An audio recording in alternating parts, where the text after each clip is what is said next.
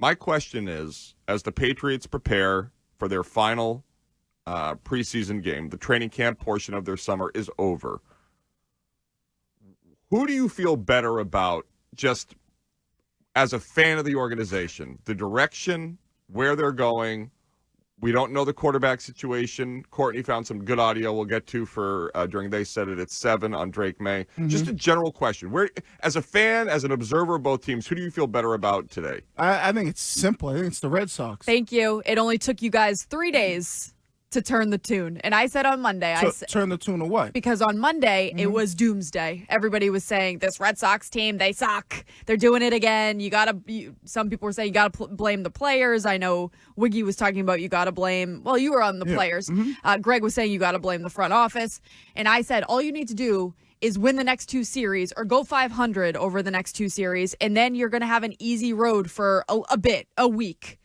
And everybody's going to be back on board. And they're already back on board. Well, they win this series, and things are looking bright again. So you have to say the Red Sox are more exciting or more hopeful. Well, I think Curtis asked, when he asks the question, like, they're still, going to tease us and not, like, look at, like, this team could make the playoffs. But I think the question is when you look at this team and you compare it to the Patriots, and I think it's like, because it wasn't really about excitement. What was your question? Just who do you feel better about? Like, is it the direction of the organization? The direction of the organization. When you start to look at the players from the Red Sox, you got young guys like Jaron Duran, Ceddanne Raphael. Like, you could see these guys in the future. Brian Bale, Tanner Hawk. When you look at the Patriots, you don't know what the future holds for those players. I mean, the only real player that you look at and you go, okay, he looks like he could be a bright spot moving forward in the future is like really Christian Gonzalez. Offensively, is there like a bright spot that you could say moving forward for the Patriots in the future? Drake May. Well, I think that Drake May, that's our expectations, but they're not giving him that opportunity to prove that to us, or at least let us see it. We're all hoping that, at least with some of those Red Sox players, we're actually seeing them perform. Yeah, and I go Patriots for just the simple fact that Gerard Mayo was very kind. No, it's Drake May, because if there's a chance, he's really good. Yes. And if they have that guy, nothing else matters. Right. So, and approaching the divisions in which they each play, the AFC East, I think, is on the downside of what was this sort of renaissance where you had the Dolphins, Jets, and Bills all really good, really investing, whether it was Steph Diggs with Josh Allen or Tyreek Hill with Tua or Aaron Rodgers with the Jets. I think the ascension of Drake May will lead him past the organizations that had been building up for winning now. I think the AFC East will be an easier division. The American League East is the best division in baseball. Maybe you could say NL West, but it's an excellent, difficult place to play. And the Patriots have to spend this offseason to remain cap compliant and to comply with the collective bargaining agreement.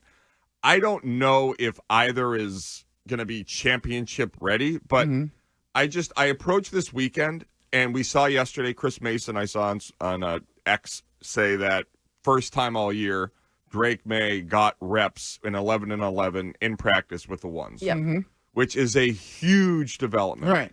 And that in and of itself made me think maybe there's a shot he could play week 1. There is, but then again, he's still the great unknown.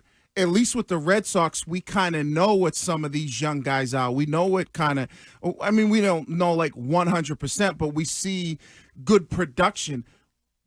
We all want Drake May to play, but even if he plays, it's still a great unknown. We're all hoping that he does have that. And yes, if he is that type of quarterback, I would agree that you then have that guy to propel your team to the next level. But sitting here today. Yeah, sitting here today. I'm with you. And looking maybe 6 months, 8 months down the road, I think the Red Sox this offseason spend good money to add to a young core. They re-signed Alex Cora. So they're in the mode of, all right, we're trying to win within the next couple of years. Well, Alex Cora is still here. They're not like looking 5 years down the road. Yeah, I was just interested in where you guys sat on that. Another thing that's been weird, and I just go back Thursday a week ago, where entering the second preseason game, I think we all were down in the dumps. Like, the first preseason game was such a absolute disaster. Then they had the awful joint practices with the Philadelphia Eagles.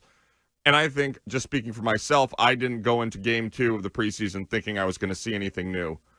And then Drake May played great, and Jacoby Brissett played poorly. And it felt like there was a shot in the arm Friday, Saturday, Sunday. And then this week, it's been a steady sort of droning on towards Jacoby Brissett is the inevitable starter. And I guess my question is, why? What is that? Do you think the organization is afraid if they say that that if they do this too quickly that Drake May will embarrass himself? Or what is the calculus, Wiggy first, because you played in the organization as to why they are so hesitant to say that Drake May could possibly be the starter? Because they subscribe to the Tom Brady theory. It seems like we don't want to rush him in there. We want to develop him. We don't have no issues with starting Jacoby Brissett. That's their kind of subscription of how they view a young quarterback. They're not subscribing to the way maybe Washington's doing it or some of these other teams are doing and saying, all right, we drafted this kid number 3 overall. He's playing, and let's see what we got. They're going in the other direction. So that's the only thing I could think of. And based off of what Mayo said, that's kind of direction they're going in. I think they're so nervous to have a bad quarterback situation after the seasons they had with Mac Jones, and how all the attention was around Mac Jones, how the team handled him, how he fared in New England. And while we always bring up, well, Mac's first season that he got the start, he played pretty well. His rookie season, he was good. But I think that the bad taste left in their mouth at the quarterback position, they want to go the safe route, and they want to put somebody out there that people have seen before playing in the NFL. So putting out Jacoby Brissett, in my mind, is the safe situation. I don't agree with it, because everything I've seen, heard from Drake May seems like he is prepared and ready for that role. I don't think mentally he's weak and can't handle it. I don't think anybody can, ruin him moving forward. So I think they need to give Drake May more credit.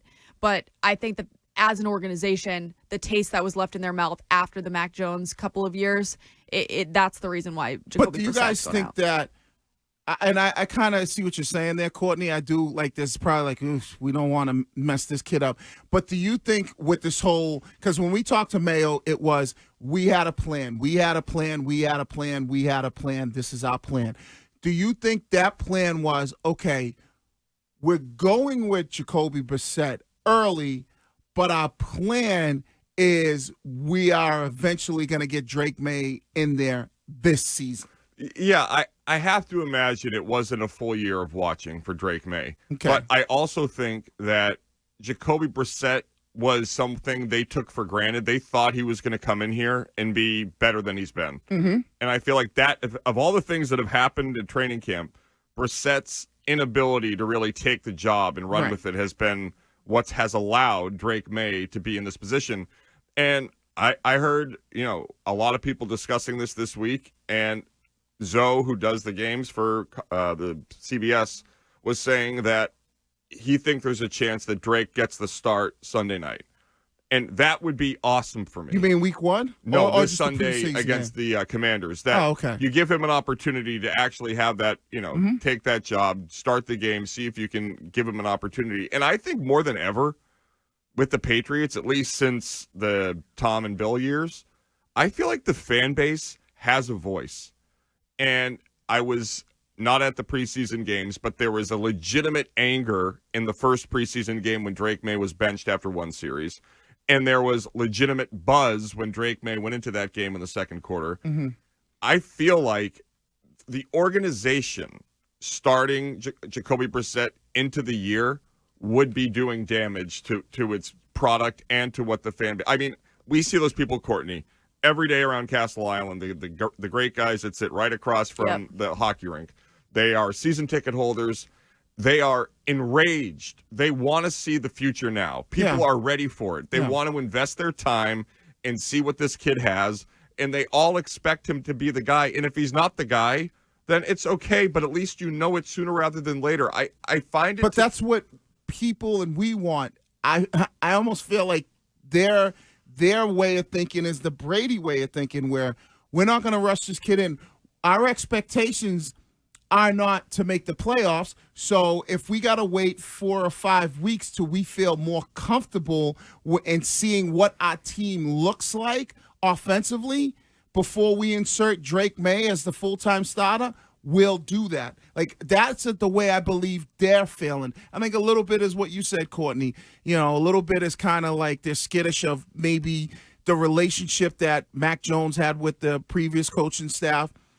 And I think it's more like, it's almost like let's ease him on in there. Let's let him crawl before he walks. We want him to be like, all right, listen, you can't crawl. You got to stand up, walk, and learn how to walk and run real quick. But this entire offseason, he's been crawling. Like, he has been named the number 2 behind Jacoby Brissett. They didn't just throw him in there as the number 1. No, but I'm talking about real games. No, I know, but I'm just saying, like, I'm okay if you want to have him crawl. Have him crawl during the offseason. Have him crawl during training camp. Once game time comes, he should be running. Right, but I think that's their thing. They're like, we're not going to force him in there. They're going to subscribe to some people who think like, hey, don't rush a young guy.